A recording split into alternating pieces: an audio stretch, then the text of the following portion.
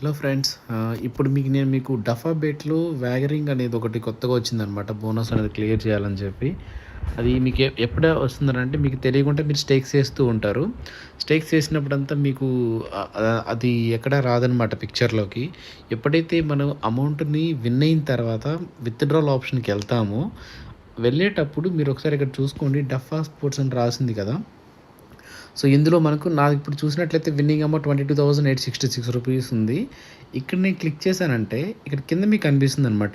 Real money 22,866 as it is అలానే ఉంది. But the bonus wagering left 240 rupees ఉందనమాట. So ఇది నేను క్లియర్ చేస్తే తప్ప నేను దీని అమౌంట్ అనేది నేను విత్‌డ్రాల్ అయితే చేసుకోలేను. మీకు ఎగ్జాంపుల్ చూపిస్తాను చూడండి. జస్ట్ నేను విత్‌డ్రాల్ అనేది క్లిక్ కొట్టాను.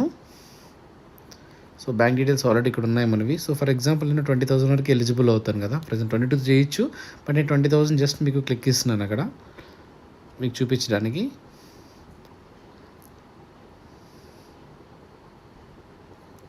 So if I click the withdrawal, ఇటు మీరు డఫ్ అనేది సెలెక్ట్ చేస్తాం యాజ్ ఇట్ ఈస్ తెలిసిందే. ఇప్పుడు మీరు చూసినట్లయితే ఇక్కడ ఒకటి ఇలా వస్తుందన్నమాట. You still have pending wagering requirement of INR 240 rupees. Please fulfill all varying requirements to continue your withdrawal request or contact our customer support like that. It is mentioned like that. So same నేను మీకు ఏమైతే ఇక్కడ మీకు చూపించినానో, ఒక్క నిమిషం పేజ్కి వెళ్తాను. Same ఇక్కడ మీరు క్లిక్ కొట్టినప్పుడు ఇక్కడ ఏమైతే క్లిక్ కట్ నేను చూపించానో 240 రూపీస్ అనేది ఇంకా స్టిల్ పెండింగ్ ఉంది, బోనస్ వ్యాగరింగ్ అనేది. సో ఇది చేస్తే తప్ప నేను విత్‌డ్రాల్ అనేది నేను చేయను. సో ఇది మీకు ఎందుకు వస్తుంది, ఎలా వస్తుంది అనేది మీకు ఈ వీడియోలో క్లియర్గా చెప్తాను. మనం మామూలుగా స్టేక్స్ అనేది ప్లే చేస్తూ ఉంటాం. మీకు మన రీసెంట్ స్టేక్స్కి వెళ్దాం. 1 సెకండ్. మై బెట్స్లోకి వెళ్ళారంటే మీరు సెటిల్డ్ అమౌంట్కి వెళ్ళొచ్చు. ఇప్పుడు మనం ఏదైనా స్టేక్ ఒకటి ప్లే చేస్తాం అనుకోండి. For example India Australia some matches జరుగుతూ ఉంటాయి. ఇండియా గెలుస్తుందని చెప్పేసి మనకు 1.8 ఉంటుంది, ఆస్ట్రేలియా గెలుస్తుందని ఫర్ ఎగ్జాంపుల్ 2 ఉంటుంది అనమాట. సో రేషియో అనేది బిట్వీన్ చేంజెస్ అవుతూ ఉంటుంది మ్యాచ్ టు మ్యాచ్. ఇప్పుడు మనకు ఆ 1.80 విన్ అవుతుందని ఇండియా పైన మనం వేసామంటే స్టేక్ కంప్లీట్ అవ్వాలి మ్యాచ్. సో మధ్యలో నేను ఏదో రిజల్ట్స్ తారుమారు అవ్వడము, మ్యాచ్ టర్న్ పాయింట్ అవ్వడము సంథింగ్ ఇలా జరిగినప్పుడు ఇండియా మీద నేను ఆల్రెడీ 10,000 డిపాజిట్ చేశాను. సో విన్ అయితే నాకు ఐడియల్గా 18,000 వస్తుంది. If in case any issue మనకు వేసిన స్టేక్లో కానీ లేకపోతే పర్ఫార్మెన్స్ సరిగ్గా చేయకపోవడం వల్ల ఆ 1.80 అనేది రెడ్యూస్ అవుతూ వస్తుందన్నమాట.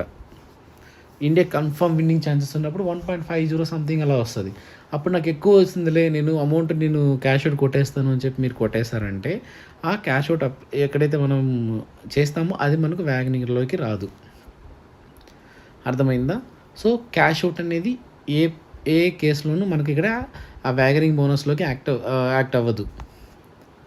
It will be sowing as a pending only. అదొకటి. నెక్స్ట్ మనం ఏదైనా స్టేక్ ఇప్పుడు ఈజీ మ్యాచ్ జరుగుతూ ఉంది, 20 బాల్స్కి 10 రన్సే కొట్టాలి అంటే అప్పుడు ఏం చేస్తామంటే 1.50 కంటే లెస్ ఉంటుంది అనమాట స్టేక్, అంటే కన్ఫర్మ్ విన్నింగ్ అనేది. అలాంటి వాటిపైన మనం కనుక డిపాజిట్ చేసినామంటే మీన్స్ స్టేక్ వేసినామంటే మనకు అది ఈ వ్యాగనింగ్ బోనస్ అనే దానికి రాదు. అర్థమైందా? అసలు ఇది కొత్త సిస్టమ్స్ అన్నీ తీసుకొచ్చేసారు. ఈ ట్యాక్స్ ఒకటి ప్లస్ ఇలా ఇలా మనకు బోనస్లు. ఇప్పుడు ఇక్కడ చూసారంటే అని చూసారా, ఇక్కడ ఒకటి క్లిక్ చేశాను నేను. సో నార్థన్ డిస్ట్రిక్ట్స్ మ్యాచ్ మీకు ఎగ్జాంపుల్ చూపిస్తున్నా. ఇలాంటి స్టేక్స్ పైన అంటే 550 వేసానంటే నేను 588 వస్తుంది ఎగ్జాంపుల్. దీని మీద నేను ఏమైనా స్టేక్ డిపాజిట్ చేసినానంటే అది నా వ్యాగనింగ్ బోనస్లోకి అనేది రాదు.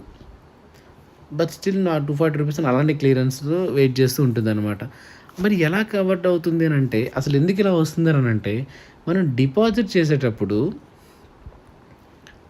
మరి లాస్ట్లో మనము ఏదైనా సరే ఒక యూపీఐ ఏదైనా ట్రాన్సాక్షన్ తీసుకున్న తర్వాత అమౌంట్ అనేది ఎంటర్ చేస్తాం కదా. ఇక్కడంతా అమౌంట్ అంతా ఎంటర్ చేసిన తర్వాత ఇక్కడ మనం క్లిక్ కొడతాం చూసారా, ఈ బోనస్లు దీని ద్వారా మనకు అక్కడైతే రిఫ్లెక్ట్ అవుతూ ఉంటుంది. అర్థమైందా అండి? సో నెక్స్ట్ సేమ్ మనకు ఏమైతే ఈ బోనస్ అనేది మనకు ఒకసారిగా మన అకౌంట్లోకి రిఫ్లెక్ట్ అయ్యిందో దాన్ని మనం విదిన్ 1 మంత్లో వాడాలి. యూస్ చేయకపోతే ఎక్స్పైర్ అవుతుంది. మళ్ళీ మనకు సేమ్ ఇక్కడ ఏమైతే చూపిస్తున్నారు ఇక్కడ వ్యాగరింగ్ బోనస్ అనే దాంట్లోకి వెళ్ళిపోతుంది అనమాట అది. సో ఇవన్నీ క్లియర్ చేయాలి. సో న్యూ రూల్స్ కొంచెం పేషెన్స్గా కొంచెం ఆలోచించి స్టేక్స్ అనేది వేయండి.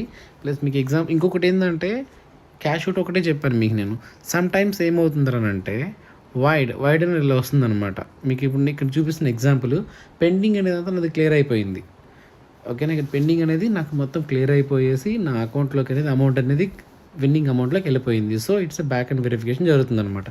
ఇక్కడ క్యాష్ అవుట్ అనేది మాత్రం నాకు ప్రాబ్లం క్రియేట్ చేసి పెట్టేసింది. నేను క్యాష్ అవుట్ కొట్టాను కదా, అవన్నీ నాకు ఈ వ్యాగరింగ్లోకి యాడ్ అవ్వలేదు.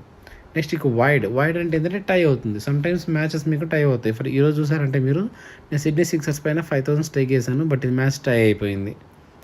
ఓకేనా, సో ఈ వైడ్ అని వచ్చినప్పుడు కూడా మనకు ఆ వ్యాగరింగ్ బోనస్లోకి అయితే యాడ్ అవ్వదు.